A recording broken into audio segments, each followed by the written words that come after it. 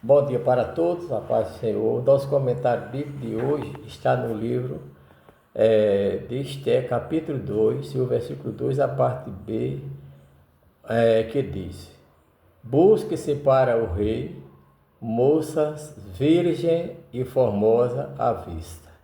Então, meus amados irmãos, nós vemos a questão que Israel estava escravizado, né, lá em Babilônia, e que o rei Assuero, né, que era o rei da época, ele fez um grande banquete, uma festa para todos os seus convidados.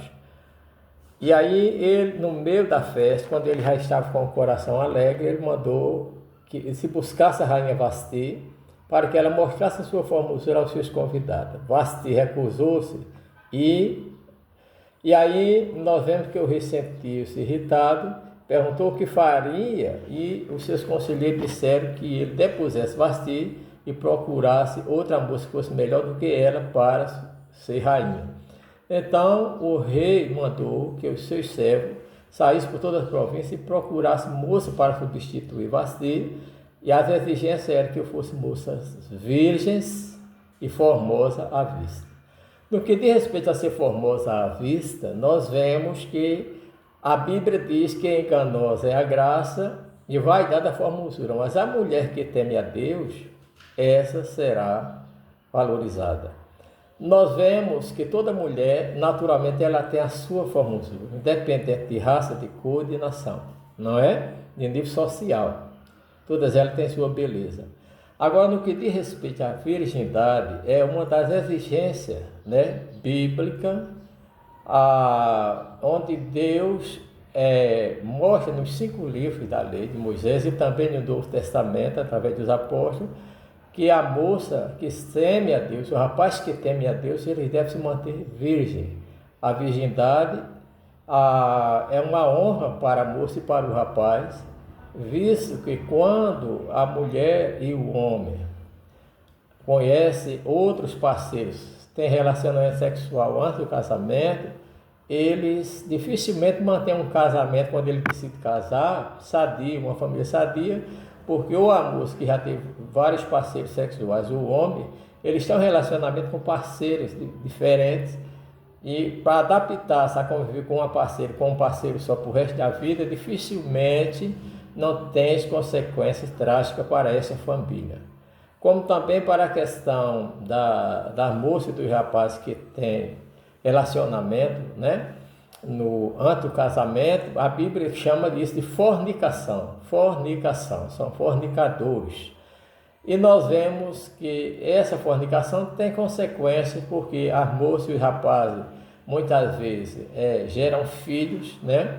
E esses são gravidezes indesejadas, e depois eles têm também a questão do aborto forçado, ou mesmo do desprezo das crianças, porque nós sabemos que o ato em si é bom para a moça e para o rapaz. Agora, depois que o ato é praticado, nós vemos que várias consequências, e uma das consequências principais é a gravidez, né?